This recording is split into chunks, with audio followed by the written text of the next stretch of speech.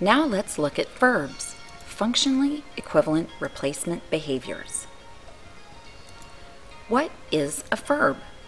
It's a newly taught behavior that serves the same purpose or function as a problem behavior, so it allows the student to get or obtain, or protest, avoid, and escape something, but in a more socially appropriate way. The student must be taught to perform the FERB rather than the problem behavior when certain situations arise. So how do we teach a FERB? Our first step is to use a functional behavior assessment to identify the function of the behavior. We want to look for patterns for what the student attempts to get or obtain, or protest, avoid, and escape by engaging in the problem behavior. Then we want to develop a hypothesis statement regarding the function of that behavior. Our fourth step, if it is reasonable and safe, is to attempt to confirm our hypothesis by presenting the student with a situation that produces the problem behavior. Finally, we want to identify a replacement behavior the student can perform that serves the same function. Here's an example with Chris. Step number 1. Chris used to bury his face in his hands when he had a question. Chris did this most during math class. Number 3.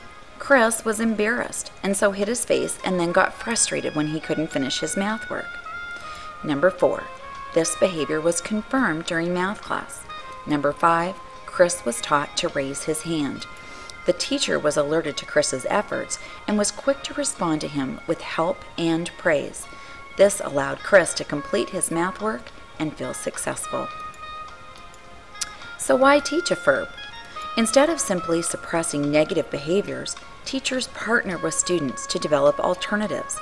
The student agrees to perform the replacement behavior and the teacher agrees to carry out the intervention procedures to assist the student.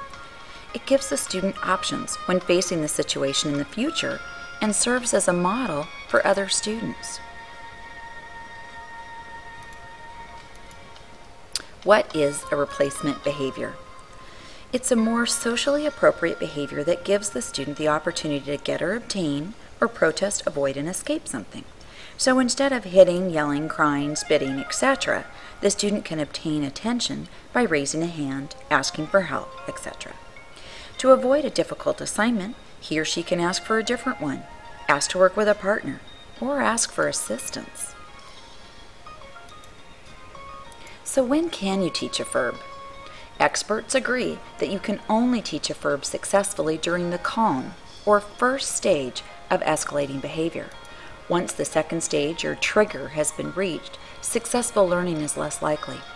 By the time we get to the third stage of agitation, learning a FERB is nearly impossible. During the last 4 stages, acceleration, fear, de-escalation, and recovery, the student is most likely to choose the problem behavior rather than the functionally equivalent replacement behavior.